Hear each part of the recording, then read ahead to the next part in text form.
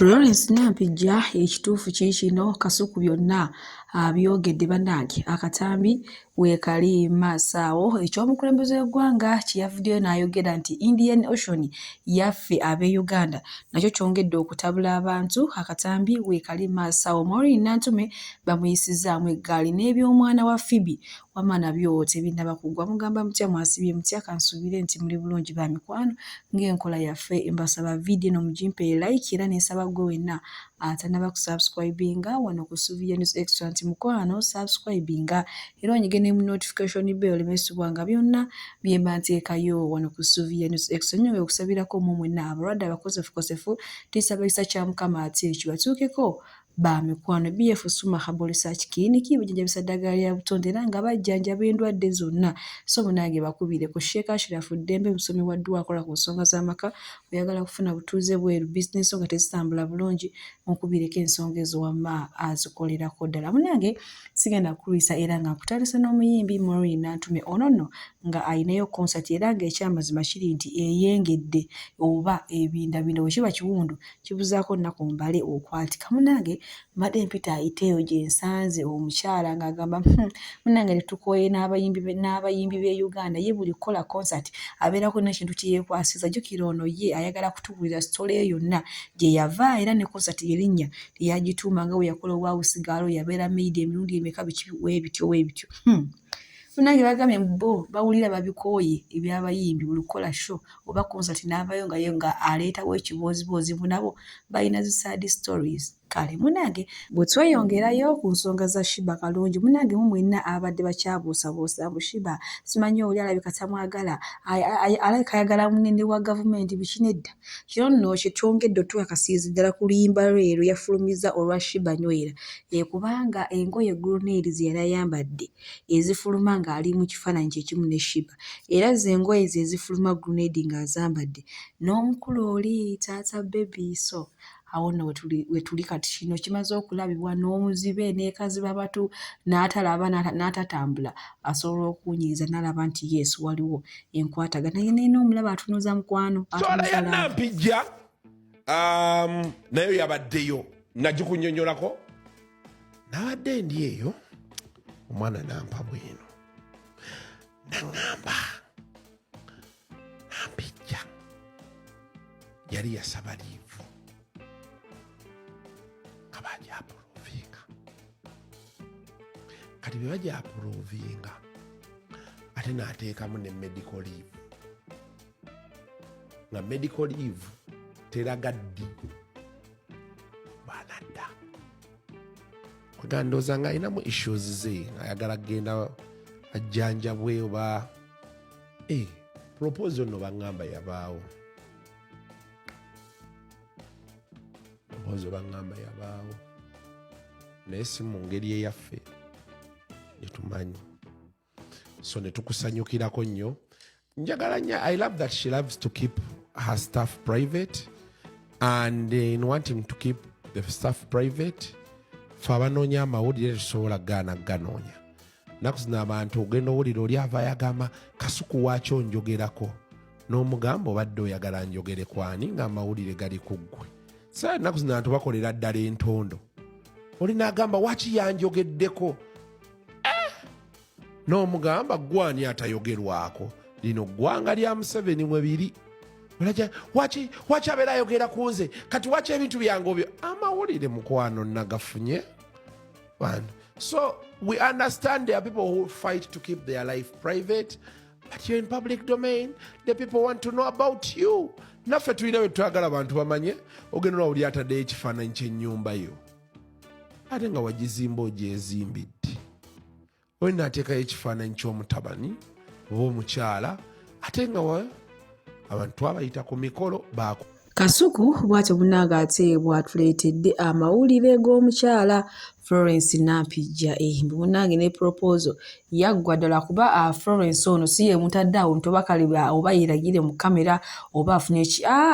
era singa sinakola ku TV oba na bya mizannyo bino ndowooza twandibadde nga tetumanyi oba nakumumanya kale munange bwe tweyongerayo n'omuyimbi Henry Mwanje ono nno emabegako awo amawulire gayitingana nti Henry Mwanje akubye omukazi we katamugyemu amannyo katamwasa amaaso biki byali bingi nnyo era byafundikiranga omukyalo oyo yanoba ne munange mbadde mpita ayita ate nga sinugwako nga yafuna ekimyulo ekyo kyolaba naye nga munange awo omukyalo oyo baira ye muntu gwe nazzeemu okulaba ne necklace ye de necklace oba yali 2 oba 1999 yakoma okubeerayo necklace eyo ne yali ngyobo naye nga ye mukwano omukyala agambye abantu bampita mukadde naye nze sifaayo mu olw'embeera ze kubamba ebintu byakola biringa bya kikadde BF Suma Herbal Research Clinic banjabisa ddagala lya butondera nga bajanjaba endwadde zonna gwe n'omwami atawaanyizibwa ensonga z'omu kiseera oyagala kwongeza ku sayizi bakubireko bagenda kuba nga ate bakolako obulungi nnyo gwe wenna ng'otawaanyizibwa okufuka ofuka omusulo ogukuluma oba ofuka omusulo gulimu olusayo oba nga gwe ogenda okufuka omala kufuna peyini era nakyo eyo ensonga bagikolerako ddala oyagala kulabika bulungi oyagala kugejja oyagala kutoniwa oyagala kukola kabino oyagala kukola ntumbwe liiso bulago biseera matu kiki kyoyagala okukola bakubireko bagenda kubanga wamma bakolerako obulungi nnyo munange sigenda kuluyiza tukyali ku nsonga z'omwana wa Phoebe oba omwana kiki ne munaye nze neewuunya omuntu omukulu adda ku mwana omuto n'omuwalampa naye nga omwana oyo gwe walampa zimanye omwana omuto batwakula batugamba nti buli mwana omuto yenna abeera malayika ne badda ku mwana ne bamusonsona kino kiri kati sooka olaba ati ono ye eyeeyita kabaka era ng'emabegakawo bamusiba n'omusiba pressure 24/7 byagamba omwana omuto ebujje bambi kinyabu tekirina bye kimanyi ne maama abaana bo tobanyumiza ekyasinze n'okunyiiza oyo Phoebe mukwano gwakiri ekikazi ekyayita mwana wa munembo afaanana ng'omutemu kati gwe Phoebe w'obanga oli mukwano gw'abali abayita abaana b'abalala abatemu olowooza wovaayo waaba omwana wo bamuyita batya ndowooza babwatuka ne basekera we bati mu nkukutu olabye ekyana kye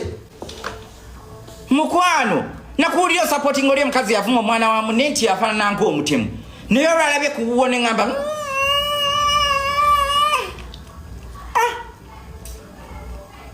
ate sigambye nti omwana we afaanana ng'omutemu nedda naye nze omwana teyansanyusiza kyokka taata bwe ali very handsome naye Phoebe nokakana ku mwana n'omulisa emmere omwana ajja kulwala childhood diabetes because anagenda atya kusomero n'abeera confident fe twasomanga n'abaana abanene nga mubayita small buli kaseera mubeera mubasekerera ani afuye mu kiraasi nga musonga mu mwana omunene mmwe mulekeraawo okugeza abaana mulekeraawo a beautiful girl n'omulisa buli kiramu ndowooza buli weetolola omugamba jangu olye omwana wo musaaleze weight she's not okay that weight is not okay for a young child gwe takiraba kati oyo mwana n'abeera ti active okuzanya ne banne some of you are not good parents mumanyi okuzaala but you're not good parents because what was that shit omwana nze namulayo ningamba what is going on here ati kimwagala mazima bangi mwagala pressure yavumye omwana wa Phoebe sinamuvumako kintu kyonna nze njogedde mazima Phoebe omwana kendeza ebintu byewo omwana tosobola kumuleka n'agejja bw'atyo bannange ne beauty n'ebula ojja tugamba omwana omubiri bwe gutyo nedda tewali mwana alina mubiri bwe gutyo omwana olina okuba nga omupakira buli kimu munange bwe tweyongerayo n'omukulembeze w'eggwanga His Excellency Yoweri Kaguta Museveni olunaku olw'ejjo yavuddeyo n'akatyemula era n'atutegeeza nti munnange Indian Ocean eyo gy'olaba yaffe naye abantu ne beebuuza webanga yaffe kino ekintu ng'obadde okisirikidde ebbanga lwaki obaali tokyogera naye munnange agali mu nkubo galaga nti babadde balina gamba nga baabitwala bibeere privacy bo nga bo Kenya ne Uganda ndowooza abantu kale bagenda okubimanya ng'ekintu kimaze okuguka obulungi naye kati omukulembeze w'eggwanga agamba bateesa leero enkeera ne beekyanga kati agambye mukwano ekimala asiisa abikooye kati oba lutalo era munnange atuwooni agambye maaso awo singa bageza ne bagaana okukkaanya oba ne bakkiriza nti Indian Ocean yaffe mukwano olutalo essaawa zonna lujjira ddala. But that ocean belongs to me because where is my ocean? I am entitled to that ocean. In the future we are going to have wars. How can you just go? These people, you are really endangering yourself. How can you have a situation like this? Uganda is landlocked inside here. But where is my ocean? My ocean is the Indian Ocean. So I mean, this is madness. Bw'atyo omukulembeze w'eggwanga wavuddeyo n'annyonnyola naye wadde abantu abamu bakibuusizza amaaso bagamba nti alabika atidde embeera y'akalulu kati ayagala kufuna we yeekwasizza abantu babala bagamba simanya diversion ekigamba buli omu avaayo okwogera ensonga ze naye maaso wano ngenda kubanga mbalekirako akatambi ate musobole okuwulirako nno ye endowooza gy'avuddeyo n'abawa ku kino omukulembeze w'eggwanga kye yavuddeyo n'ayogera ekya Indian Ocean era ngenda kubanga mbasiibulira wano mu bannayuganda bannange President Museveni okuviira Kenya mu mbeera ku full access ya Indian Ocean sigamba nti atunoonyeza ntalo nga abamu bwendaba bwe musengejjezza ensonga eno ishu eno ebaddewo okumala ebbanga ddene enteesaganya zibaddewo wakati wa Uganda ne Kenya okumala ebbanga ddene naye nga Kenya yeefuula buli kiseera amazima gali nti nga twagala ekonomi yaffe ekyuke ekule nga twagala emisolo ku byamaguzi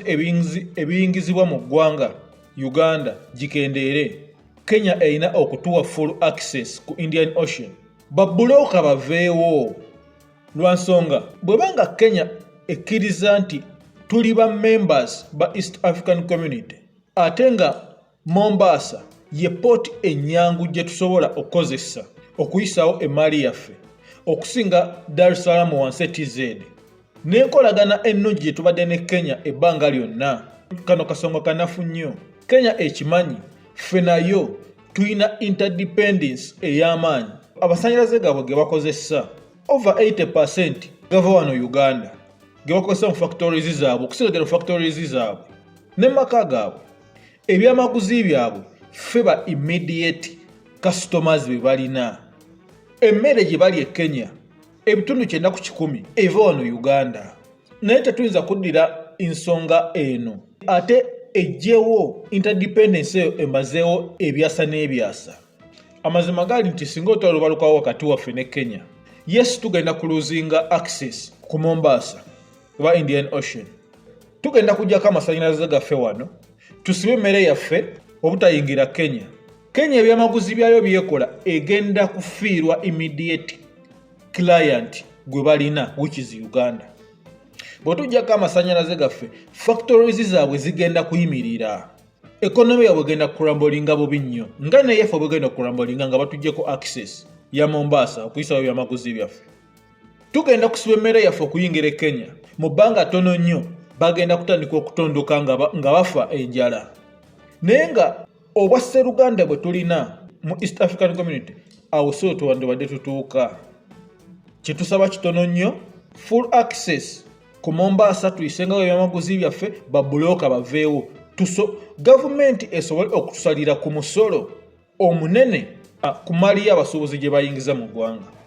kintu kyangu nnyo abalungi abatuwuliriza era abatulaba olunaku olwaleero tukyaddeko ewa Sheikh Ashraf Dembe. Ssebo nsanyusa okubalaba amannya agange Yozefu Ashraf Dembe akola ku bizibu by'enjawulo omuntu singa aba alina ebirwadde musomereddwa tumuwa amazzi ga lukuya nga bw'obadde ogalaba tugenda abantu ku kyoto ne twokya emizimu emibi egibabaamu n'okulomba edduwa abantu singa abeera ng'ali wano atuuse nsobola okumulombera edduwa ne waba atatuuse nga mpadde amannya ge naye ng'ali wala naneetaaze enamba yange yeeno eri 0707363711 nammwe bannyinaffe abali ebweru oyagala okuba nti oyagala okulombera ku dduwa ng'olina ebizibu viza zibuze amaka gakolongotana sente zikola zimpita mu ngalo ojja kumpeereza ekifaananyi kyo n'amanyago ebyo byokka bijja kummala nja kukulombera edduwa ojja kutereera olunaku olusembayo mu mwezi mba n'edduwa eyawamu ffenna n'abalwadde bange abakadde n'abapya. Salaamu alaikum warahmatullahi wabarakatuh.